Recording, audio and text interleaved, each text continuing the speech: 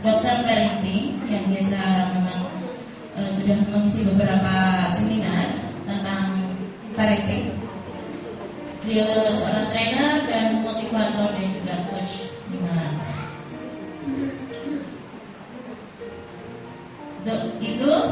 Ini adalah salah satu foto-foto dari pengalamannya beberapa seminar yang sudah kami laksanakan ataupun diundang di beberapa kota di Indonesia.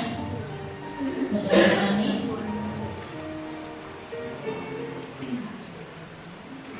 Dan ini adalah Dr. Vivi. Marilah kita sambut Dr. Vivi, Dr. Parenting. Terima kasih Bu Norma. Assalamualaikum warahmatullahi wabarakatuh. Masih semangat? Alhamdulillah sekali. Setiap kali saya ke Cibubur saya senang banget karena melihat papa mamanya pada semangat semua. Insya Allah nanti anak kita menjadi anak yang bersemangat ya, membela agama Allah ya, insya Allah ya. Oke. Orang mengatakan tak kenal maka tak sayang, maka mohon izin untuk memperkenalkan diri dulu. Nama saya seperti yang dicantumkan tadi panjang sekali Bu. Namanya Martina Silviarini Suryawidarti. Aja banget ya, sekampung memasukkan.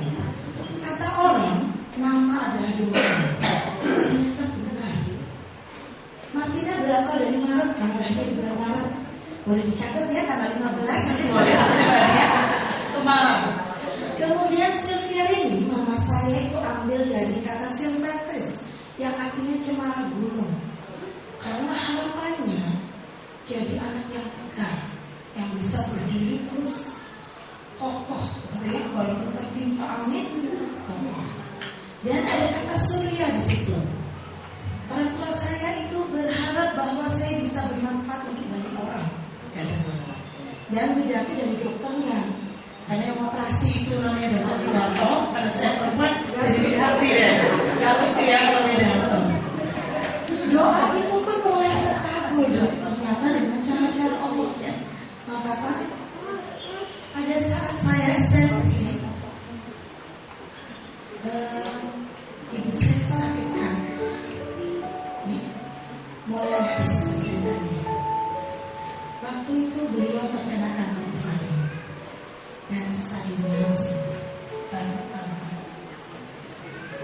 Yang biasanya disayang bunda, yang biasanya dipeluk mama setiap hari, menjelang UAS SMP, saya harus bisa menerima kenyataan mama saya harus dipanggil sarjana. Sedih banget, karena beliau adalah motivator terbesar dalam hidup saya. Saya selalu juara dari kelas 1 sampai SMP untuk dia. Saya ingin membanggakan mama saya, karena kalau juara orang tua panggil. Hilang biasanya malam bisa bercerita, bisa menceritakan banyak hal setiap hari, setiap pulang sekolah. Ternyata terkadang setiap hari mendapati rumah kosong, karena mama yang biasanya menyambut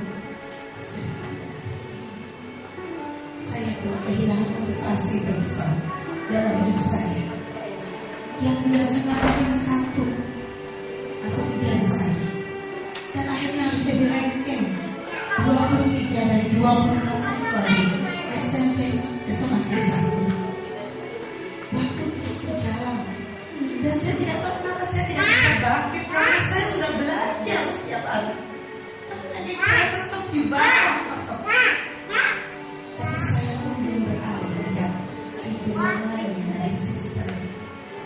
Yaitu adalah figur ayah saya. Setiap pagi beliau membangunkan saya. Setiap pagi dengan kemampuan seorang ayah berusaha memasakkan makanan untuk anaknya. Setiap pagi berusaha untuk mengantarkan ke sekolah dan selalu mengusap kepala saya dan mendoakan untuk bisa menjadi seseorang yang sukses. Dari situ pun saya bangkit. Saya tidak boleh begini terus. Saya masih punya ayah saya yang luar biasa sekali, yang membanggakan saya, yang menuntut saya untuk jadi orang yang luar biasa. Kenapa saya tidak membanggakan? Akhirnya saya bertekad, saya ingin juga membanggakan ayah saya.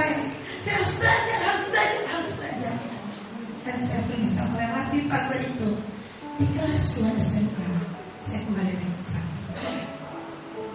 Senyum selalu membangun dengan ayah saya. Tidak pernah memarahi, tidak pernah menyuruh, tidak pernah mentargetkan. Sampai suatu saat ada fase yang bernama UMTN sampai, dan kita harus memilih jurusan apa saja. Saya dari dulu pengen jadi pengusaha, tapi masuk ekonomi.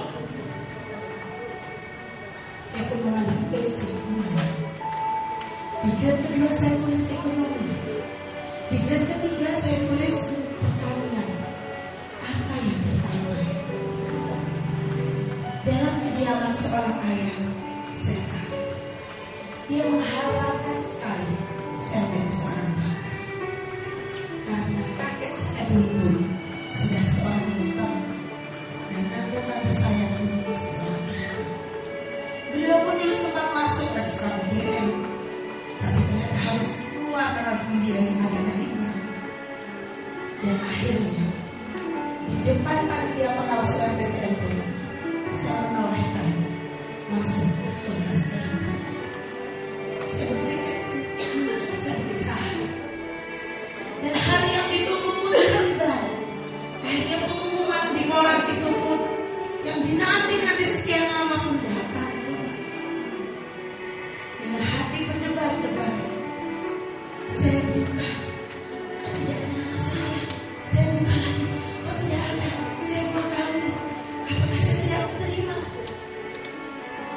Rasanya sedih banget, kenapa kok tidak diterima?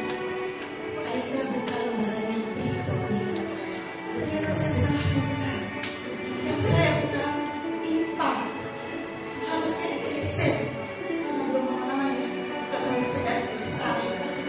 Akhirnya bukalah lembaran IPC, dan saya melihat sebaris nama yang saya sangat familiar. Martinez Ferry Surya Widadini masuk ke kedokteran umum.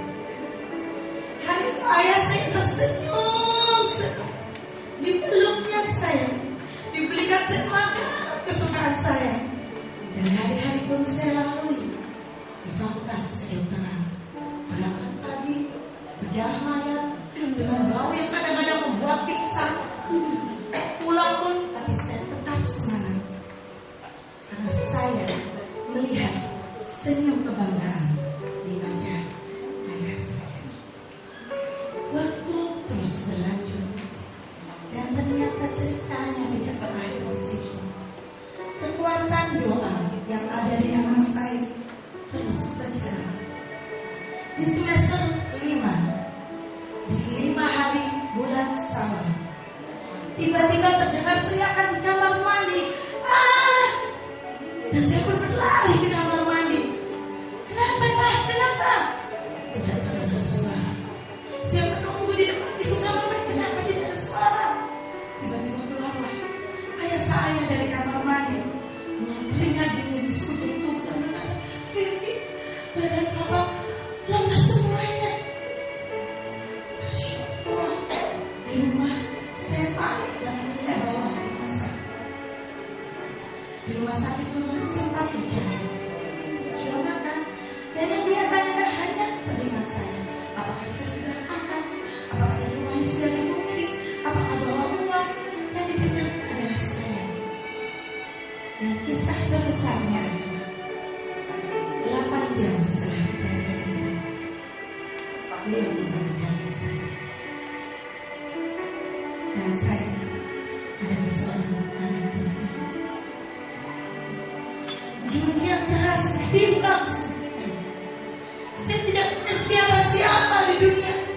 Saya protes sama Allah. Ya Allah, saya hanya punya satu orang tua. Tapi kenapa diambil juga hari ini? Tapi kenapa Allah memberikan ini sama saya? Seorang anak bernama Vivi, 16 tahun yang lalu, harus kehilangan 2 orang tua. Dan tidak ada saudara satu pun yang ada di kota yang bernama Malang. Dan itulah mungkin kekuatan doa dari sebuah anak mulai berjalan. Dan dari situlah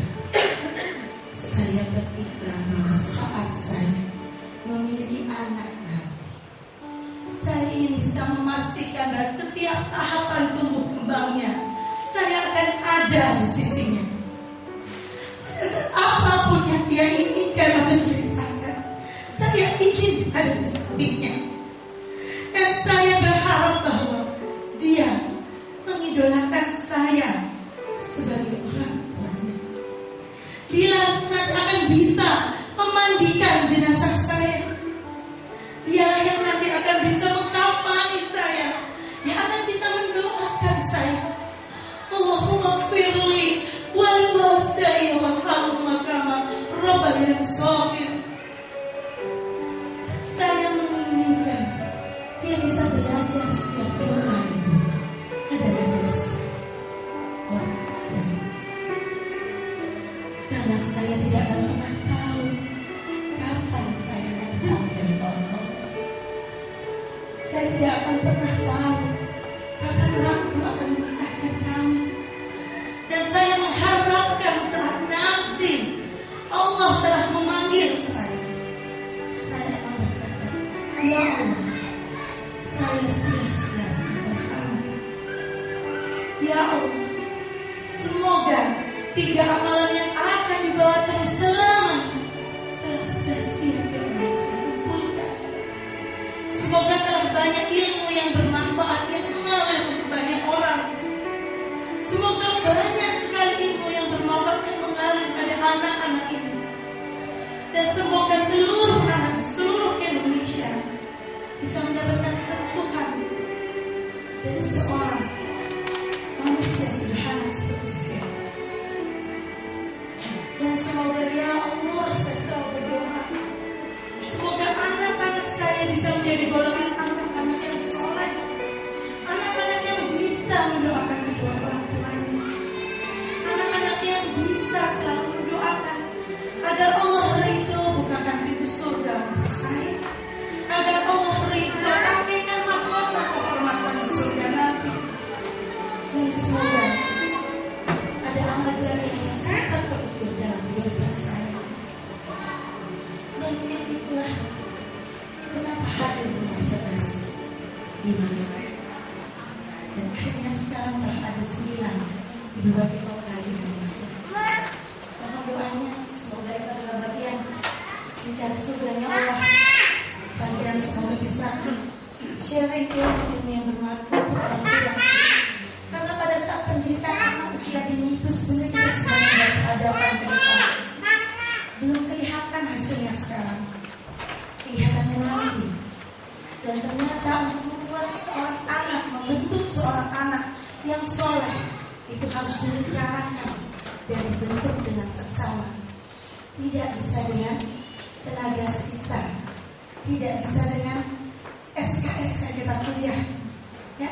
Sistem kerja semalam belajar, maka kita udah deh, kamu duduk ya, mama kasih materi nih mama sebelum mati ya, kamu duduk di sini dengarkan mama. Ternyata nggak bisa, ya. Pakai semuanya coba diangkat, digosok-gosok tangannya dengan keras. Kita mau melihat konsentrasinya, jangan-jangan saya segini nggak kelihatan karena jamnya ini sudah jam sulit ya. Oke, gosok-gosok yang keras, ditempelkan di pipi, digosok lagi yang keras. Ditempelkan lagi di pipi, digosok lagi yang keras, ditempelkan lagi di pipi, digosok lagi yang keras, semuanya ditempelkan ke dagunya. Silakan, ditempelkan ke dagunya. Jadinya gimana ya? Ya, kalau saya bisa dagunya di mana? Kok jadi pindah ke atas? Itulah bunda sama ayah semua. Anak-anak itu terkadang tidak mendengarkan apa yang kita ucapkan. Ya. Yang baik. Udah usah nonton TV. Tapi yang lebih dia lihat apa yang kita lakukan. Ya. Saya bilang tadi dagu, tangan saya di sini. Banyak yang ikutin di sini daripada pegang dagu. Karena pengaruh komunikasi, kata-kata hanya didengar 7%. Sedangkan intonasi itu 38%. Dan bahasa tubuh sekali saya body language itu 55%. Jadi yang dilihat anak itu lebih dari perilaku kita daripada apa yang kita omongkan. apalagi anak usia dini. Kita ngomong apa dia mikirnya kemana, ya? Itulah Bunda, daripada 1000 kata-kata bicara sama anak, mending 1 belajar cerita. Ya? Karena anak-anak subhanallah dia fotokopi kita.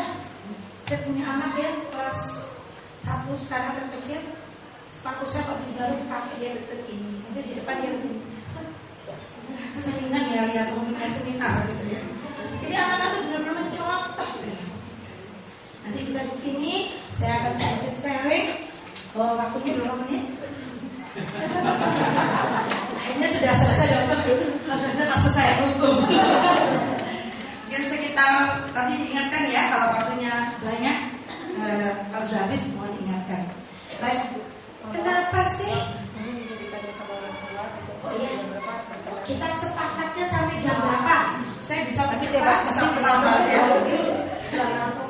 Kalau dipercepat, kita bisa baca judul terus menutup langsung gitu ya. Tapi kalau kita ikuti alur atau bagaimana silakan. Atau yang sudah punya keperluan kan memang sudah ada janji ya harusnya memang sudah selesai kita harusnya sekarang ini. Gimana? Kita sepakati tambah berapa menit? Sampai adzan zuhur. Adzan zuhurnya di sini. Kalau di mana sudah adzan.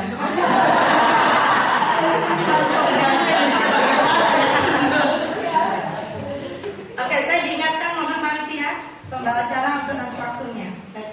Kenapa sih kita itu harus membentuk generasi yang kuat? Ternyata membentuk generasi yang kuat itu harus kita mulai dari kita. Karena itu tadi kita sedang membentuk peradaban 20-30 tahun ke depan. Memulainya kapan? Sekarang. Memulainya kapan?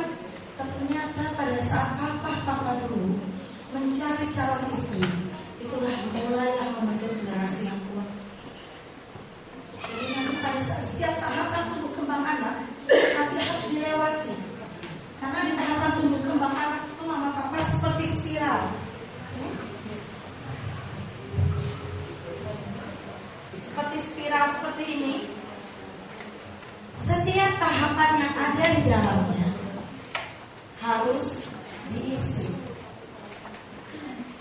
Apabila ada yang kosong waktu kecilnya, walaupun dia mungkin sudah kelas 4 SD, belum diturutin waktu itu, dia akan turun lagi di tahapan yang bawah.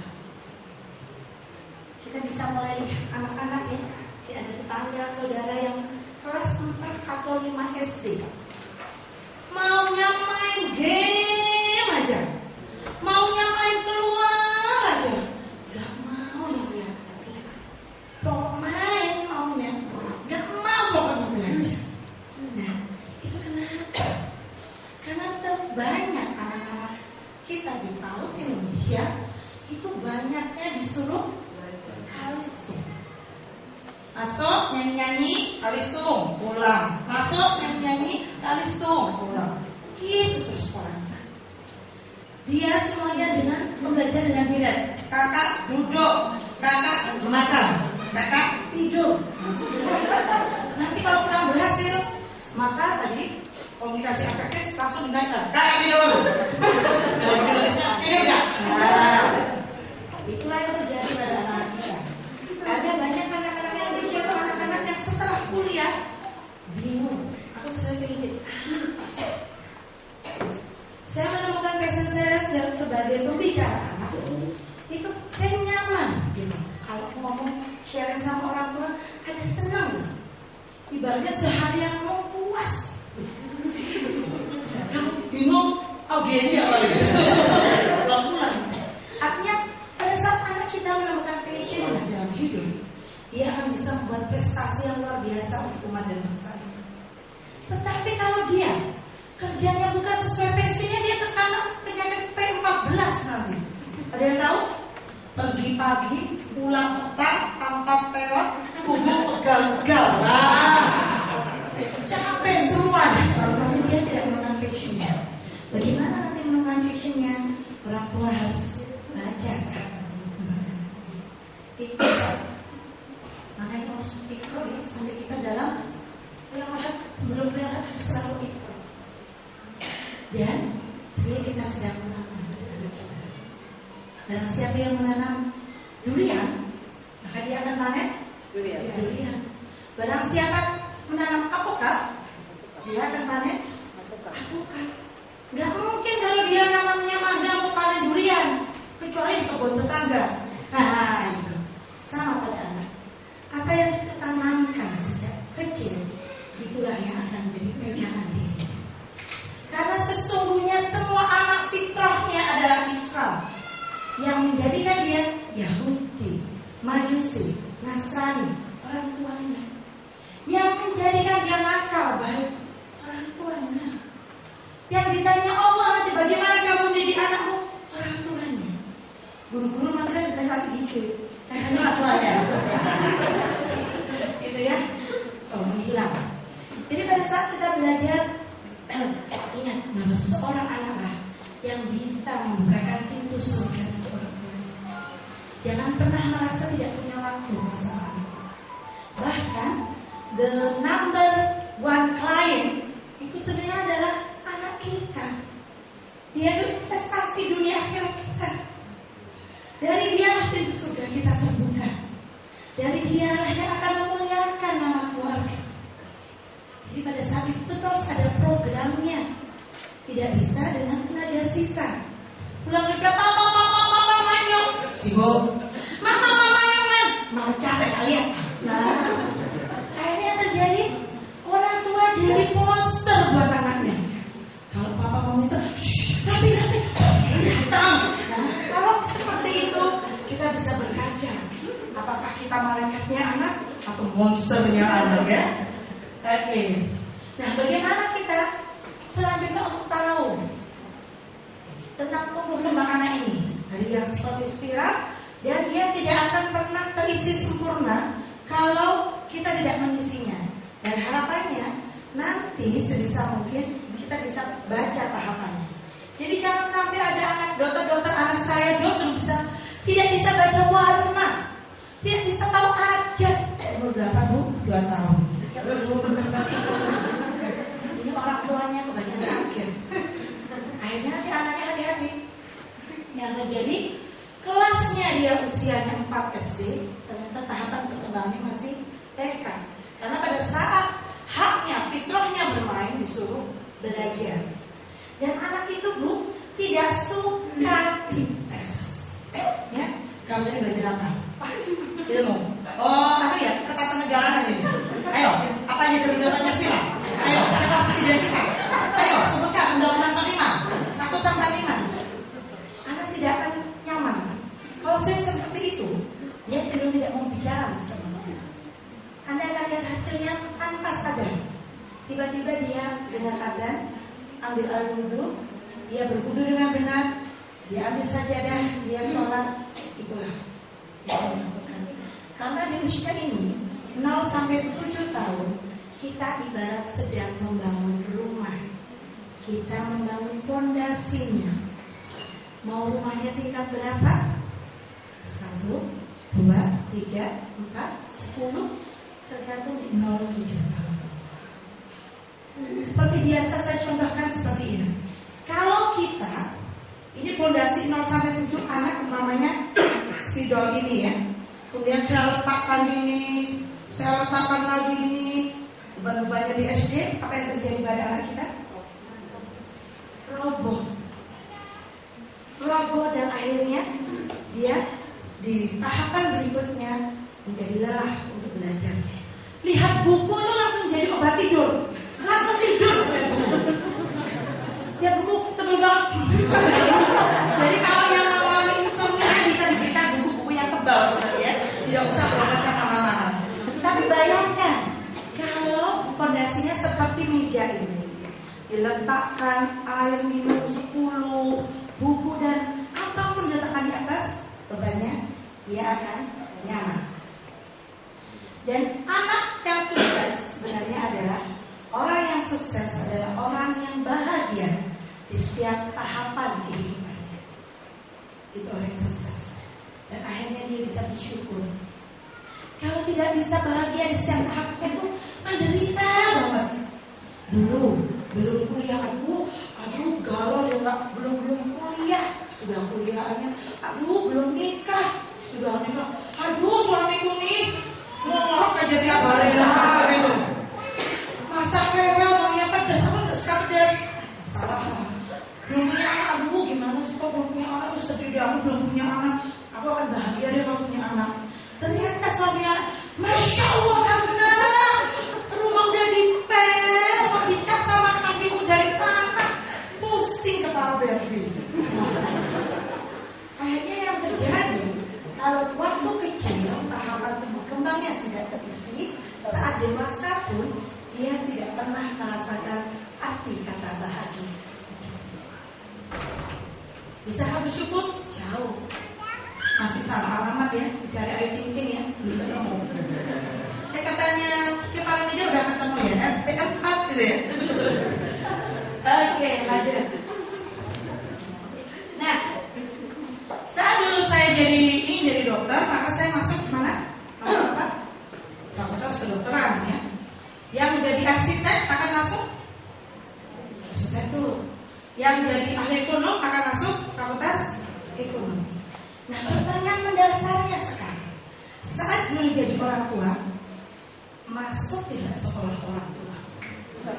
Wah, otomatis ya. Ijab kabul, sah, gitu ya. Setahun berikutnya tiba-tiba, punya anak cantik, manis, pipinya tembok, bisa dibawa kemana-mana, dipamerin lucu gitu ya. Indah banget dunia. Tetapi keindahan itu akan mulai berubah setelah menjelang usia 18 bulan. Itu ternyata kalau punya ilmu ketawa wajar. Itu ada namanya fase tantrum.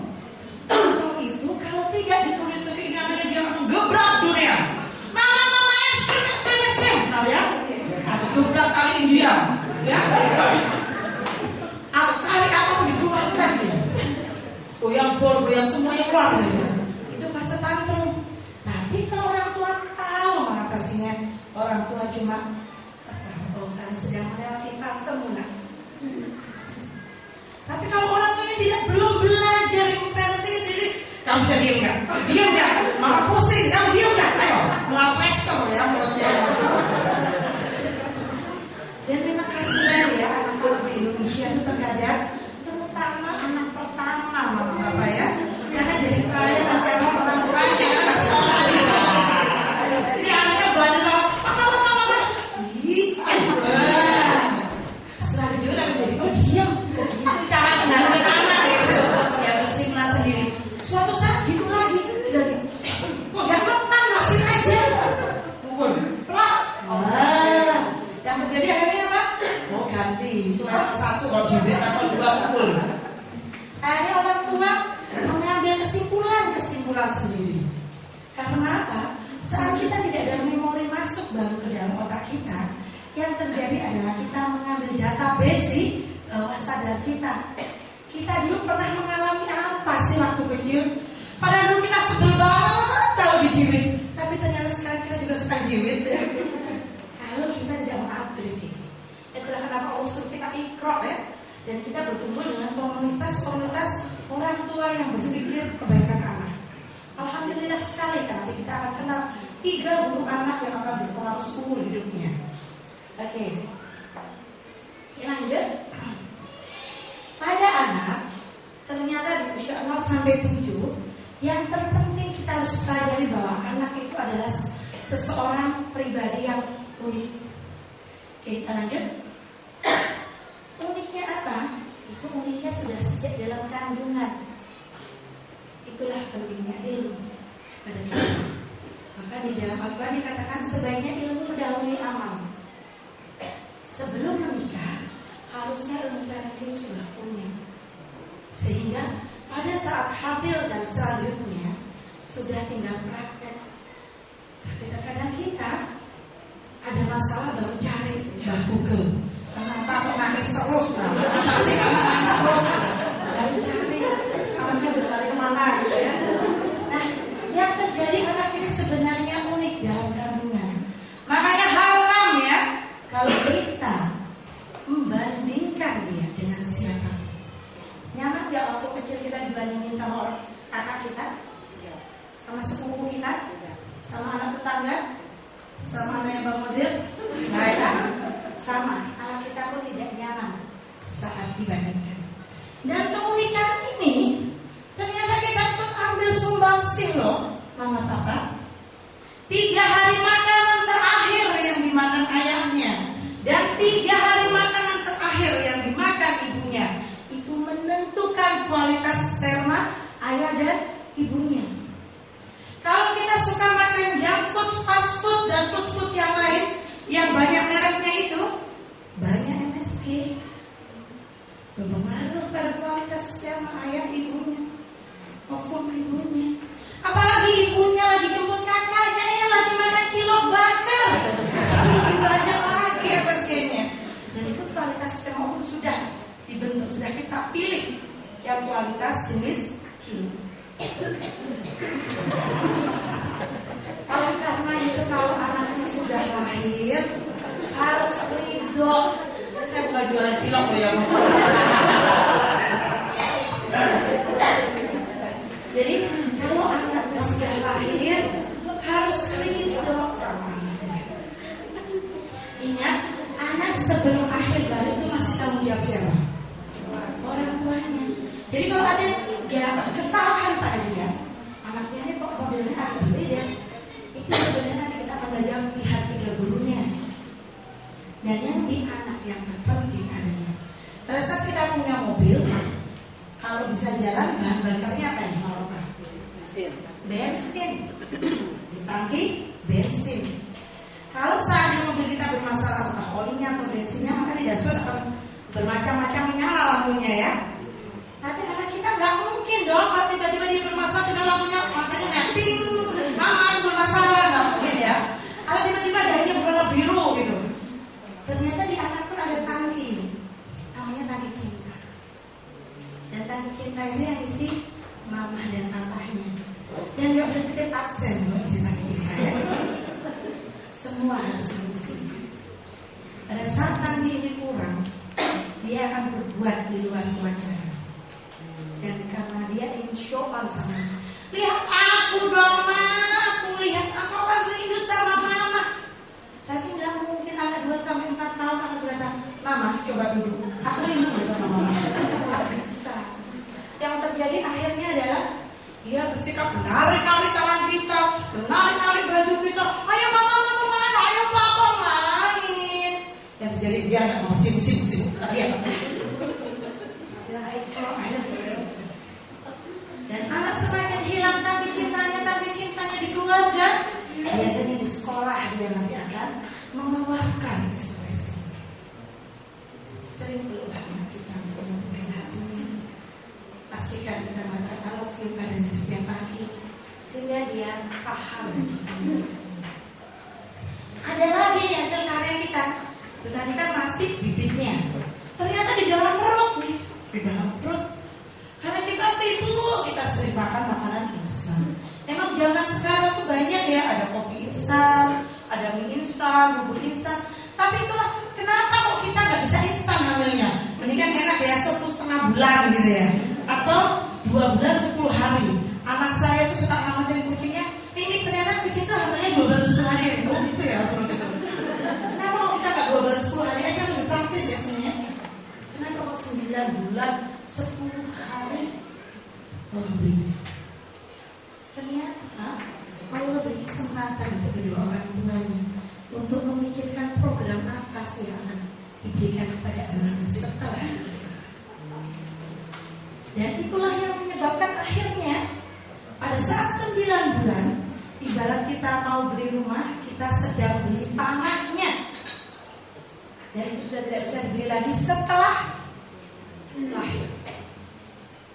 Kalau ibunya masih belum punya ilmu, nikah dengan ayahnya, tinggal di PMI, Pondok Mertua Indah, masih grogi-grogi malu-malu gitu sama papahnya, sama mertua masih takut-takut.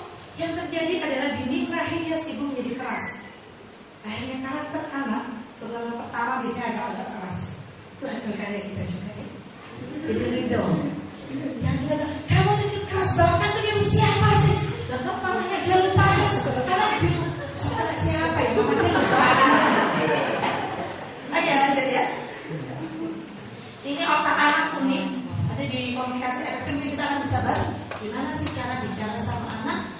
dengan otaknya. Kalau otaknya nggak nyambung di konsep komunikasi, mamanya bicara A, anaknya bicara B, hasilnya C.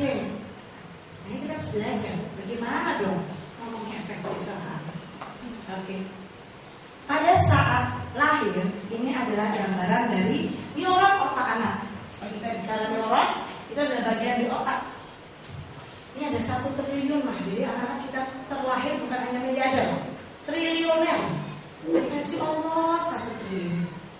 Neuron otaknya untuk potensi kecerdasannya. Tapi ternyata nggak nyambung nih. Kalau jerapah melahirkan anaknya, 5 menit anak jerapah udah bisa lari. Penyu menetas dari telurnya, dia sudah menginsting ke laut. Tapi anak bayi lahirnya bisanya owek aja. Kenapa? Karena neuron otaknya belum tersambung. Loh, kenapa Allah kok berinya belum tersambung? Kan enak praktisnya udah disambung ya. Ternyata Allah berikan kesempatan sebanyak mungkin kepada kedua orang tuanya untuk menyambung sebanyak yang orang tuanya mau dan sebanyak yang orang tuanya mampu. Dan di situ disebutkan orang tua. Makanya kita punya hak prerogatif yang luar biasa. Tidak semua orang dikaruniai anak. Jadi pada saat Allah mengamanahkan, kita dianggap mampu. Oke, lanjut. Ini neuron otaknya. Jadi kalau rimbun seperti ini berarti cerdas. Ya. Dan jangan mengetes anak di rumah. Tadi belajar apa? Halaman berapa? Berapa halaman? Santai saja baca. Dia akan keluar sendiri. Kalau sering kita interogasi dia tidak nyaman. Contohnya ilmu seperti ini. Pernah makan buah jeruk? Jeruk nipis nih, panas-panas. Pura-puranya kita ada di gurun yang panas. Haus. Kita berjalan. Tiba-tiba di kejauhan ada kulkas. Dibukalah kulkas itu. Di dalamnya ada jeruk lemon. Diambil pisau, dikucurkan ke mulut kita. Gimana rasanya? Asam. Ada lagi? Kecut. Kayaknya temenan ya. Artinya apa? Jeruknya ada nggak? Ada, bisa bilang asam. Coba sekarang ibu-ibu sama di gurun yang pasir yang panas banget. Kita haus, kita berjalan, ketemu kulkas, kita ambil, kita buka. Di kulkas itu ada buah momoku. Ya, momoku kan? Tahu ya? Ambil, dipotong, digigit. Momoku nggak tahu? Benar. Masa orang tua nggak tahu momoku? Benar. Ya bersyukur ya karena saya ngarang. Ada momoku. Alhamdulillah. Masa aku nggak gaul banget ya? Emang ngarang. Tapi itulah artinya ilmu. Ya. Pada saat kita pernah belajar tentang buah jeruk, kita pernah melihat jeruknya, kita pernah mengirim dan memakannya. Pada saat ada stimulasi kita berkata jeruk, maka seluruh panca indera kita akan berespon. Tapi kalau kita bicara momoku tadi, biasanya bilang momoku 1000 kali tidak berespon. Ya, itulah. Pada saat anak waktu kecil dimasukkan ilmu pengetahuan, suatu saat dibutuhkan saat SD. Kalau aku udah pernah dengar waktu TK, dan itu tidak perlu dites, itu sudah masuk kok dalam memori dia. Menjadikan akan perubahan sikapnya, menjadikan ada perubahan karakternya, menjadikan perubahan hatinya. Itu yang baru. Dan berarti kita masukkan kata la ilaha illallah pada anak kita saat kecil, dia akan menjadi orang-orang yang terus memegang akidahnya sampai dan sebisa mungkin yang mengajarkan sholat adalah orang. Sehingga setiap kali anak ini sholat sepanjang hidupnya, maka pahalanya akan mengalir pada kita. Bagaimana kita mengharapkan pahala ilmu yang bermanfaat kalau kita bilang bunda ajarin sholat ya, keluar dari majelis guru bisa sholat loh. Pahalanya udah diambil semua sama gurunya. Kalau rela gitu ya gak apa-apa. Tapi dalam arti apa? Rasulullah dulu pada saat mengajarkan sahabatnya sholat, beliau melihat sholatnya sahabat dan sampai diulang 3 kali. Dan kita bersyukur pada orang tua kita pernah mengajarkan kita sholat dan menyuruh kita mengulang sholat. Kita harus pastikan anak kita bisa sholat, gerakannya benar, doanya benar. Itu dari kita. Bagaimana kita dapat pahala yang sholat? Kita gak pernah ngajarin sholat, gak pernah ngajarin pahala. Terus tadi nanam apa? Gak boleh nanti di surga panen duriannya tetangga. Gak boleh, Indonesia masih boleh ya. Jangan pernah lepas mengajarkan sholat. Karena itu yang mengalir terus umur hidup kita soalnya. Saya mau kita berikan ke orang lain kesempatan. Saya lagi bisa baca alif bakat itu dari orang lain, harusnya dari kita. Dan dia akan benar-benar bahwa aku hebat loh, bisa baca Iqra. Bangga-bangga tuh kok cipta di sekolah. Mereka nggak minta mereka mobil mewah, mereka nggak minta mereka rumah mewah, mereka hanya minta ayah ibunya ada. Sederhana. Oke. Nah, nanti di bahasa komunikasi anak unik ya. Anak sebagai peneliti handal di ini. Jadi mama papa kemarin kalau yang lama pasti sudah tahu lucunya ceritanya. Anak itu akan mulai 2 tahun akan mulai ngomong apa? Pertanyaan sama 2 tahun. Kalau belum keluar apa berarti bahaya nih apa tuh? Mungkin masih melorot. Biasanya kita yang wanita bekerja jam 5 itu kan sudah kerja tayang ya. Hanya di dapur langsung tidak ternyata apa-apa. Tiba-tiba dia datang, kita lagi motong-motong. Mama ini apa? Oh ini pisau. Dia pergi lagi. Datang lagi. Mama ini apa sih mah?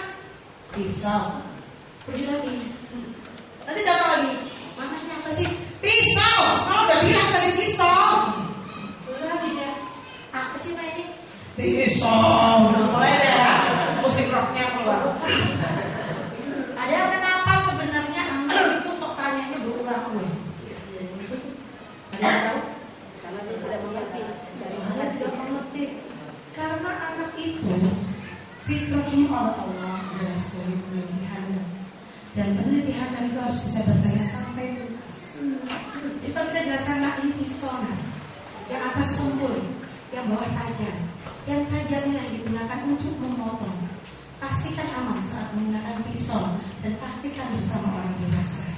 Karena kalau kamu menggunakannya sembarangan, ini bisa terluka, bisa dibawa kita ke rumah sakit dan harus dijahit. Terus sakit sekali. Dijamin tidak banyak lagi. Sudah puas. Jadi kalau tanya masih apa ini? Apa ini? Apa sih ini? Perlu dijawab berkali-kali berarti kita jawabnya kurang panjang. Ya. Kemudian usia 4 tahun sebagai peneliti ada dia akan tanya dengan kata kenapa? Papa kenapa sih kalau kita di jalan ini mau ke Jebul Johnson ya macet banget sih Pak, kenapa? Ya banyak orang yang pergi lagi weekend. Jadi gitu. Kenapa sih Papa? Kenapa sih kok banyak orang yang pergi Pak? Ya banyak orang punya urusan lagi Pak. Papa kenapa sih Pak banyak orang yang punya urusan? Udah kan bisa diam enggak? Ribut aja Pak. Fokus nih. Detailnya. Ya. Ingat tadi menanam loh.